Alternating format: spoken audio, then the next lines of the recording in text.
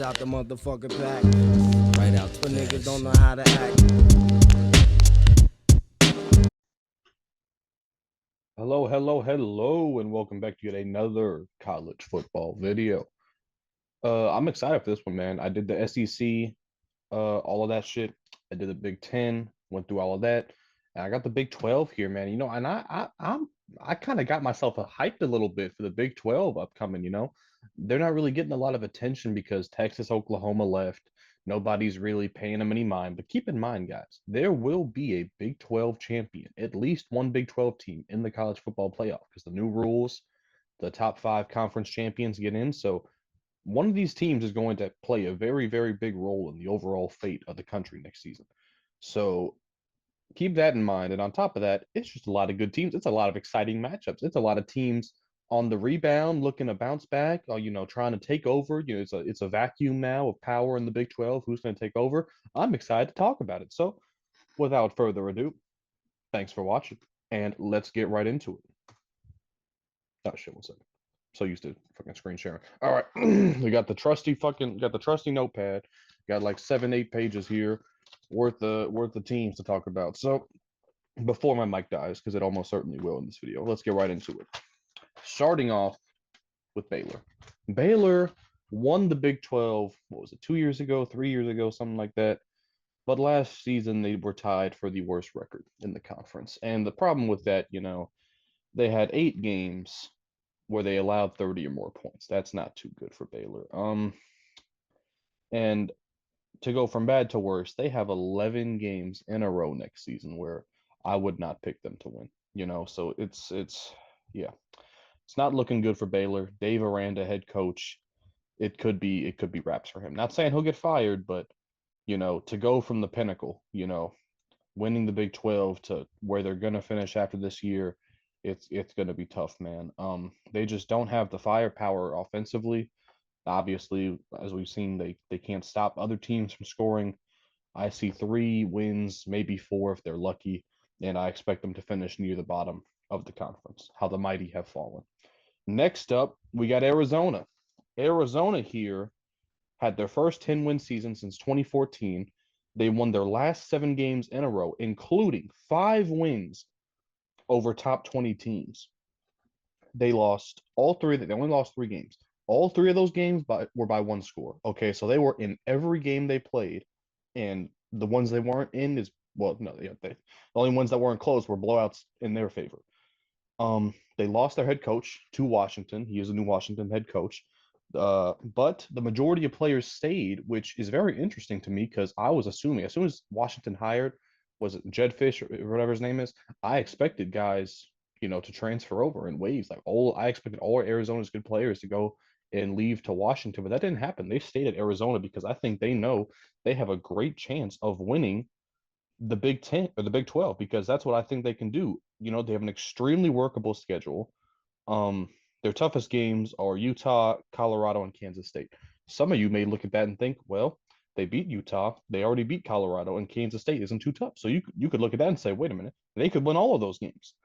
Um, Arizona is my pick to make the Big 12 championship game. I think that's damn near a lock, and I would not be shocked at all if they won 11 games in the regular season. Then, if you win the Big 12 championship, you're looking at 12-1, and a 12-1 Arizona. Is that not a top 5, 6 team in the country? Regardless of obviously if they're the champions, they get an automatic spot. But I think Arizona is going to have a masterful season next year. I'm excited for it. So 10 to 11 wins. They are at the top of the conference so far of teams we've talked about. Next up, we got Arizona State. Kenny Dillingham is in his second year now coaching. It was a tough year last year for Arizona State. They played 9 teams last year. Keep this in what I'm about to say. They played 9 teams who were at one point ranked in the top 20. Is that not insane? 9 teams, and one of the teams that weren't ranked was Fresno State, who was also ranked at one point. So they had a monstrous schedule, and they went 2-7 against those 9 teams that were in the top 20. So they got 2 impressive wins last year. But they also lost 4 games by 29 or more, which you don't want to see. And next season it's just rough, man. They don't have a single gimme win on their whole schedule. It's yeah. It's gonna be rough. The in conference schedule does not get any easier. Cam Scatabo, the legend, is their only competent player I can even name for you. Uh, yeah, man, 3 to 4 wins again if they're lucky. I wouldn't be shocked if they won less than that actually. And they are the worst team we've talked about so far. It's going to be a very, very rough transition for Arizona State. Moving on, BYU. BYU. They only had 2 losing seasons since 2005. Think about what I just said. Two since 2005, and one of those was last year. Look, I don't think BYU was a team that should have made the move to a power conference. It makes sense for them monetarily, probably. I'm sure they're making a lot more money off TV deals and things like that than they were beforehand. But you know, they were comfortable in their bubble, right? They get to pick their schedule. They choose who you play. But now BYU is going into damn near every in conference game as the worst roster. So it's so tough on their part, and they're just not talented enough to survive, a Power 4 schedule. Notice I didn't say Power 5 because rest in peace Pac-12. They were 2-7 in the conference last season. And they lost 5 games in a row.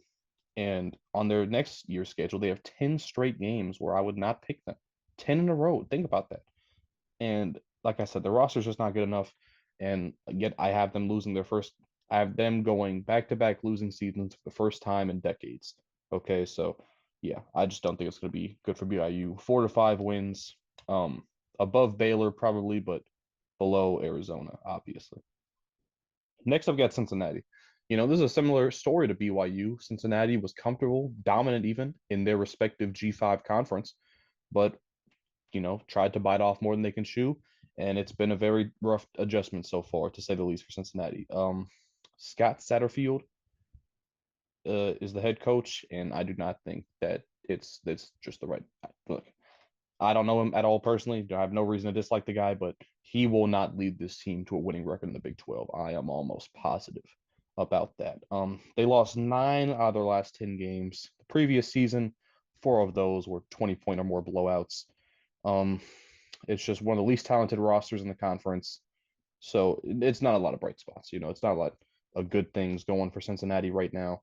Um, on the bright side, it's a fairly easy schedule. Compared to some of these other teams we talked about so far, it's not the most daunting schedule. I could see them winning 4 or 5 games, but again, they're still bottom tier. But they are, in my opinion, slightly above BYU. They're neck and neck. Next up, we got Colorado. Look, I like talking about Colorado. I'm a fan. Okay, I enjoy seeing the story. People are. I don't know why people really just have so much hate in their hearts for Dion in Colorado, but I like it, man. And if I was to grade them on their performance last season, I'd give them an A minus. And you may roll your eyes at that, but Dion took the worst Power 5 team in the country and got them to 4 wins. And if you don't respect that, I don't know what to tell you. Um, their first 5 games next season is a cakewalk, and I think they're going to go 4-1. You can look at the schedule if you want, but look, they started off well last season. They carry a lot of momentum from the offseason into the regular season. We saw that last year. I expect them to do the same. Last season they started off 3-0. I could easily see them starting off 4-1 this year. After that, though, they play 5 good teams in their final 7 games, and that's where they're going to get tested, right? Because last season they couldn't beat Oregon, they couldn't beat USC, they couldn't beat Arizona, they couldn't beat Utah, they couldn't beat Oregon State, right? They couldn't beat UCLA, so we have to. They couldn't beat Washington State, so we have to see. We're still waiting for Colorado to get a quote unquote good win, right? Because people kind of look back in hindsight and say, yeah, they beat TCU when they were ranked, but obviously as the season progressed, that win became less and less impressive for Colorado. So we're still waiting for Colorado to get their first real win over a top 25 team. So hopefully we'll see that next season. Um, some questions for Colorado. How will the new O line play? Can't be worse. That's the answer to that question.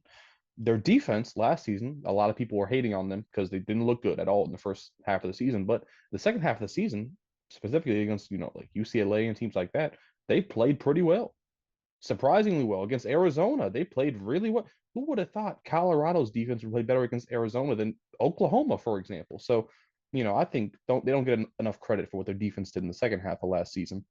And Shedeur Sanders is the best quarterback in the conference. I say that without a shadow of a doubt. And there are some good quarterbacks. There are absolutely Noah Fafita at Arizona.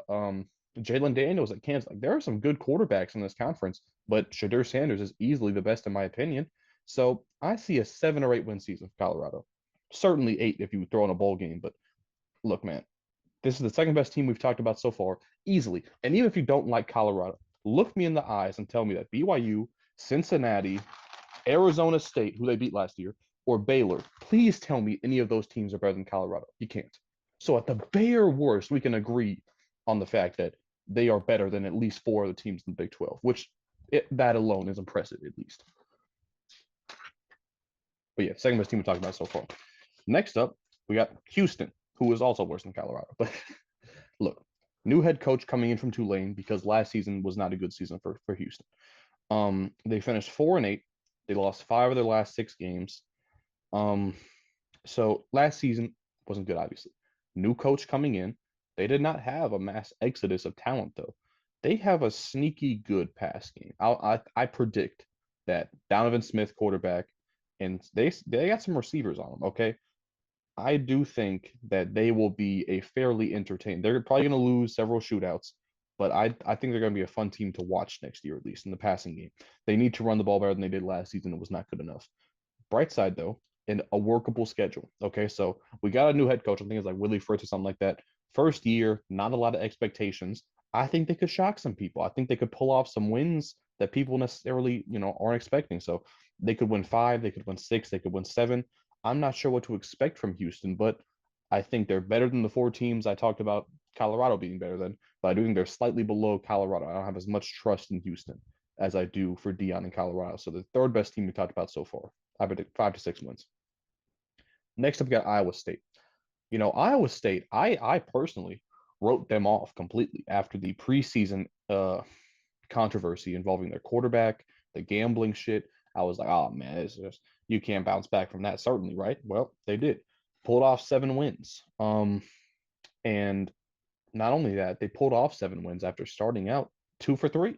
So they really had to work for this winning record. And Rocco Becht in his first season as a starter looked solid, very solid even. Abu Sama, the running back, needs a lot more touches. He averages like 7 yards per carry as a true freshman.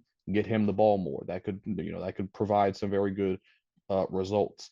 I think they have a good wide receiver duo as well. So I think offensively, Iowa State will be very exciting to watch, and they could overwhelm, especially some of these lesser teams in the Big 12.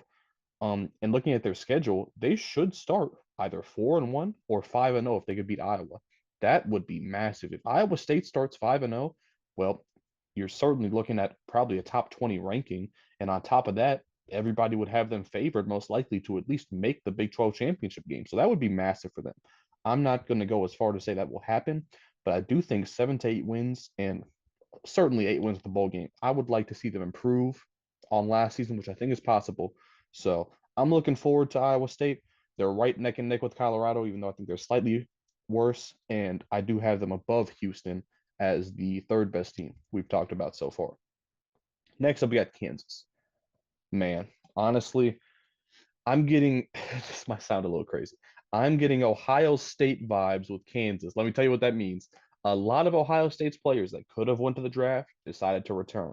You're seeing a similar thing with Kansas offensively. Devin Neal, the star running back, could have been an NFL running back next season if he wanted to.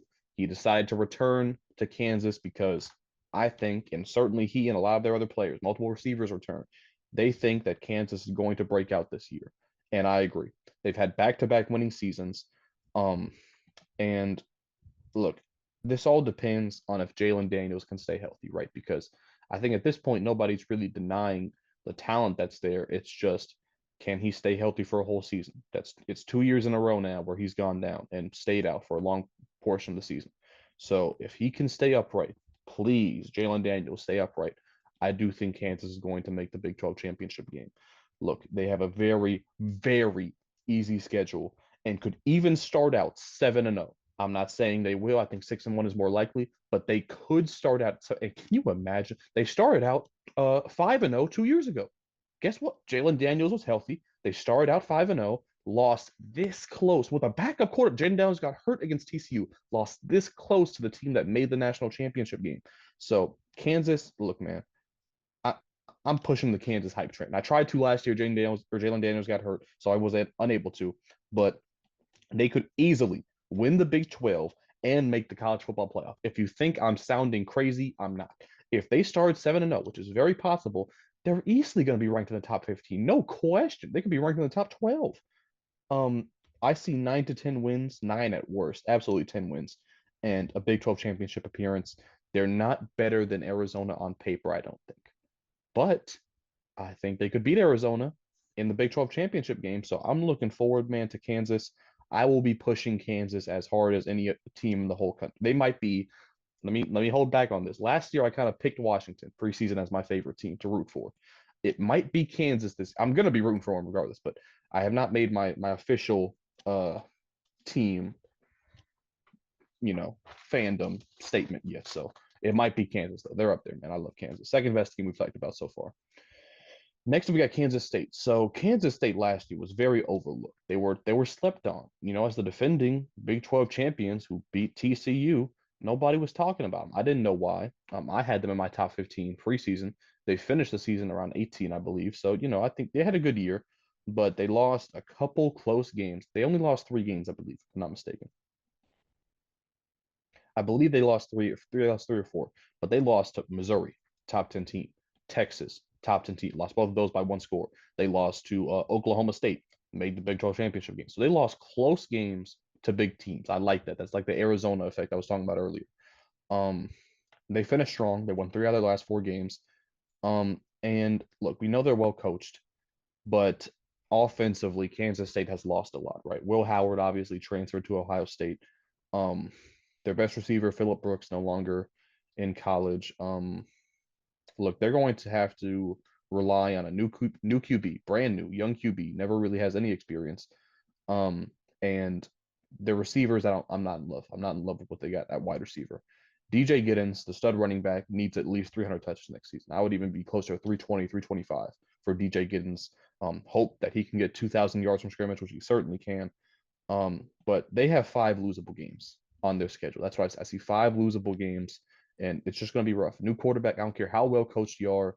It's tough to put together in the Big 12. No, mind you, it's going to be tough to keep up offensively, and I certainly think they could be upset. They that's usually not been the case for Kansas State lately, but a Baylor, Houston, I could certainly see a Cincinnati. I could certainly see them dropping a game like that just because of a few too many offensive mistakes. So I have them 8 to 9 wins above Colorado, but I do not think I will be as high on Kansas State as I was last year. I predicted them to make the Big 12 championship game last year, so that will not be the case this year. Next up, we have Oklahoma State. You know, they rebounded incredibly fast. I don't mean from a season to the next season. I'm talking about from starting off 2-2 to just straight up making the Big 12 championship. Like that was an incredible finish to the season by Oklahoma State. They lost obviously to Texas, but as far as what they bring back, they have a good veteran wide receiver duo, Presley and Owens. They have one of, if not the best running backs in the entire country. Okay. Ollie Gordon is that good. Okay. He might rush for 2,000 yards next season. Okay. He's that good. Um, QB Alan Bowman, he returns and he needs to get better. I think the touchdown to interception ratio was like 15 and 14. It has to be better than that. Okay. The weapons around him are too good for him not to look at least somewhat talented. Um, the defense was not good enough last year. They had 8 games where they gave up at least 30 points. And they didn't really use the transfer portal at all to address their issues. So head coach Mike Gundy, I believe, he trusts this team, this roster has what it needs to improve, internally. So I'm gonna believe them. They should start off 3-0 just based off their record. They might even get to 8-1 after 9 games. That's how favorable their schedule is. And if that's the case, it's almost certain, they're gonna make the Big 12 championship. But if not, I think 9 to 10 wins makes sense. Below Kansas, they're pretty much neck and neck. I love both those teams offensively, but I'm gonna give Kansas the nod defensively. That might sound a little crazy, but Oklahoma State was not good last year. So third best team we've talked about so far, 1 spot below Kansas, 1 spot above Kansas State. Next we got TCU.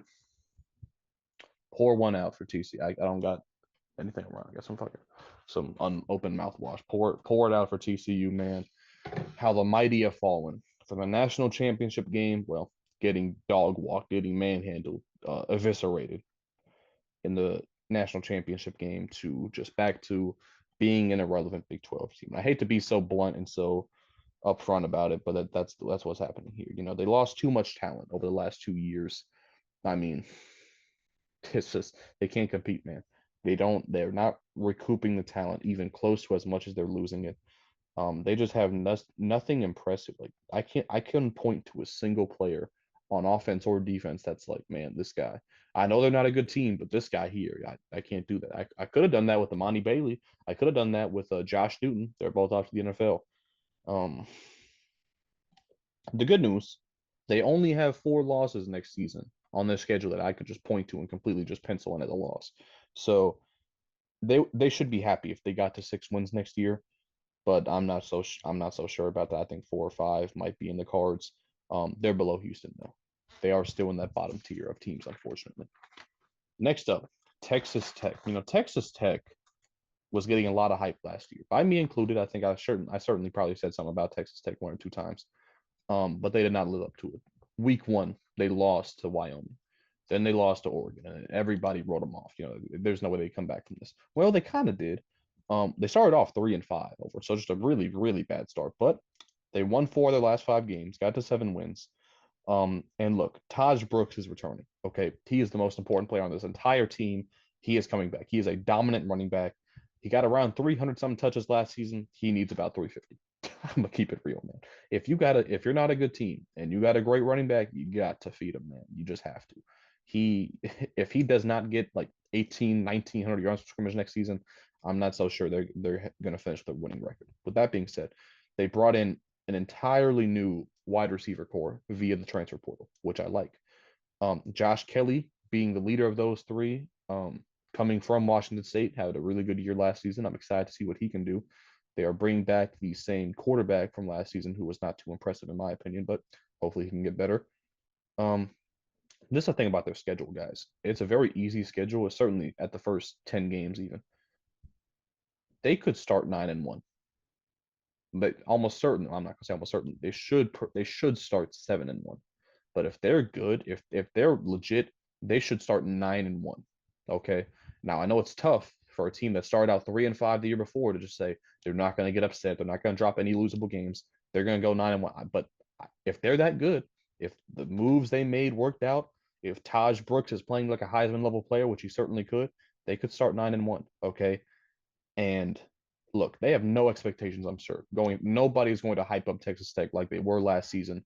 And with that being said, without the expectations, I think that could produce some great results for them. I see 8 to 9 wins on the season, above Colorado, right neck and neck with Kansas State. Not sure even who I have above the other at this point. Next up, we got Utah. Utah, man. Last season, Utah football last season was offensive. It was offensive. I can't put into words how difficult it was to watch Utah play offense last season. And what's so crazy is like their first possession of the season was like a 60-yard touchdown to Money Parks, but yeah, it was all downhill from that, man. Cam Rising didn't play. I thought he would be back for week 1 even. I thought he would play, but he never came back. And with that, you know, they did not have a plan in place. They did not have other quarterbacks on that roster who were talented, and it showed. The problem I have is that they didn't use the transfer portal at all to fix these issues. Obviously, Cam Rising should be back. Please come back, Cam Rising. But if he doesn't come back at 100%, they don't. I don't think they have the talent. They lost so much talent at running back. Well, I'm not gonna say so much talent, but I don't think they're that good at running back anymore. Like they were when they had Tavion Thomas, for example. Their receivers, it's okay. It's nothing, nothing great. And look, they had a great defense last season. I'm afraid that they're gonna put that to waste. Last time Cam Rising played, this was a run first team. I'm not sure if they can do that anymore. Um, they have 5 losable games on their schedule, in my opinion. And I'm not so sure they just take care of business against these bad teams because they lost to bad teams last season. So this is kind of all dependent on how good or how good Cam Rising plays, right? Because if he's on and he's what he should be, then this is a 9 or 10 win team most likely. But if he's at 80%, 75%, if that run game isn't doing what it used to do last time he played, then this could be a 7 or an 8 win team. So I'm gonna try and cut it down the middle, say 8 to 9 wins, above Kansas State. But going into this, I really thought I was going to pick them to make the Big 12 championship game. But the more I looked into it, I just don't think that they have what it takes, really. Next, we got UCF. 2023 was not a good year for UCF. It was a bit of a letdown. They just had no consistency week to week.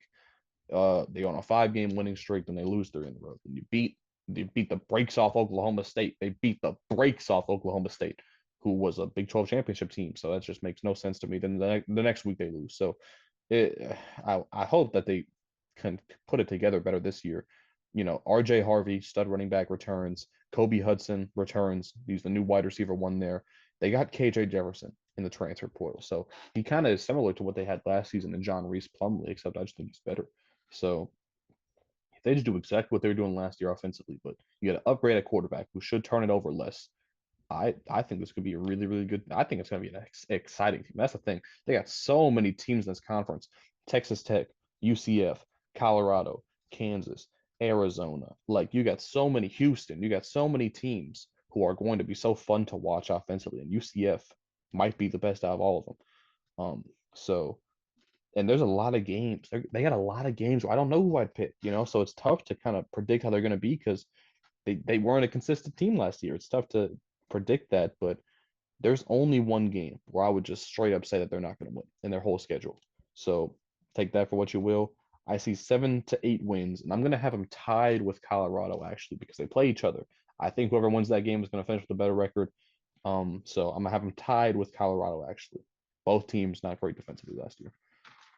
Next up, finally up, we have West Virginia. West Virginia, they get a whole half page to themselves. West Virginia had one of the most impressive seasons all of the last year, especially considering that their head coach was on the hot seat. Neal Brown is his name. I was not hearing a lot of talk about coaches on the hot seat, but one of the few names I was hearing was Neal Brown. And in spite of that, he came out and led West Virginia to nine wins. They were one of the best teams in the Big 12. They beat UNC in the bowl game. 9 wins was not a good team. Keep in mind, he didn't. It's not like this guy just had a loaded roster, and it was a Jimbo Fisher syndrome where he couldn't win games. He had 9 wins with a subpar, one of the worst rosters in the conference. Okay, I would compare it to Northwestern situation. Obviously, some controversy at head coach. They had to switch head coaches before the season, but still no expectations. And to come out with a winning season and beat an established team in a bowl game, like that's impressive to me. So look, the question is, can they replicate it? Right. That's what they won 5 of their last 6 games. 8 games where they scored over 30 points. But next season, the schedule's tough. It's one of the toughest I've seen so far of any of these teams. Okay. There's 8 games where I could see them losing. Okay. And they didn't really bring in a lot of help in the transfer portal. So like I said, not a great roster last season, but you didn't make many additions to the transfer portal. You're going to need some internal improvement and a lot of it. So even if they do get that, the schedule is just so tough, man. I have a tough time seeing them winning more than 6 or 7 games. And with a bowl game, maybe they could get to 8 or something like that. But uh it's tough, man. I just don't see. It's tough for me to predict. You can't predict the team to play so far above their capabilities on paper. You know what I mean? So I look at their roster. I look at what each of their players did last season. I look at the teams they're going up against, and I see 6 or 7 wins here. They could prove me wrong. They just proved the whole world wrong last season. So that's what I think about all of those teams. Now let me visualize it for you. Taking a look here. Kind of put it right in front of you here. So starting from the bottom, the free wins tier. Okay, you play these teams. If you're one of the teams from 1 to 11, you play these teams down here. You probably should beat them unless you're Iowa State, West Virginia, Houston, something like that. Arizona State at the bottom. Just it's going to be a rough season for Arizona State. Baylor back-to-back 3-win seasons most likely. BYU, Cincinnati kind of neck and neck. Just should not have joined the Big 12. Tough transition for them. TCU, 5 and 7, just they've fallen off a cliff. Houston, West Virginia, Iowa State. These teams probably could beat one of those teams. They could probably beat anybody. I would not be shocked if like Arizona lost to Iowa State. I don't know if they play them, but these teams could beat anybody, could also lose to anybody. And I don't feel confident that they're going to put enough wins together to win more than 7 games. So that's the cap there. 1 second, 1 second.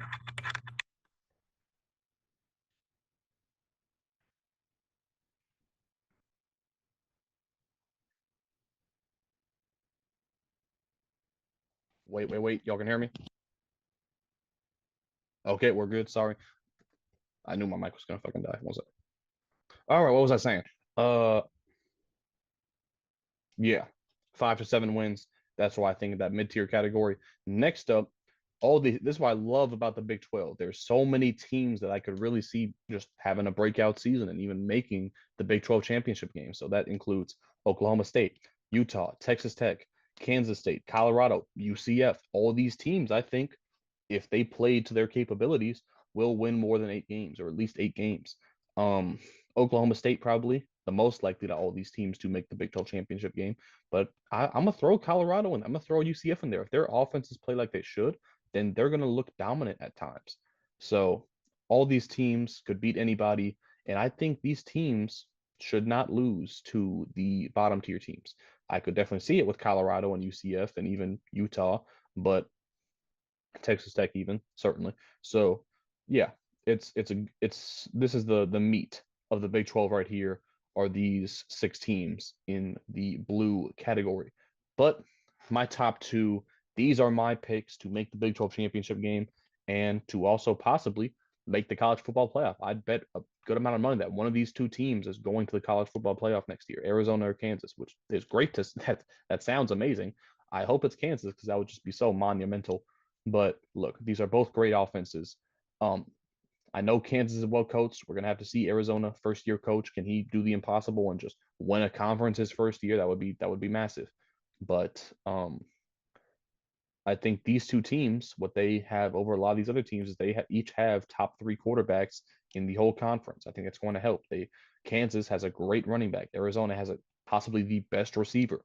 So look, I think these 2 teams based on both have easy workable schedules here. So it's not just who I think the best teams are, the best quarterbacks. It's their schedule. It's the talent they're bringing back, their coaching, the defense. A lot of things go into this, and these are, in my opinion, are the top 2 teams in the Big 12. Anyways, though, that's going to be it for this video. If you liked or if you enjoyed, please leave a like on the video, subscribe. If you are new, I will be back shortly. Yeah, thanks for watching the video. I'll see you next time. Peace. It's out the motherfucking pack. Right out the niggas don't know how to act.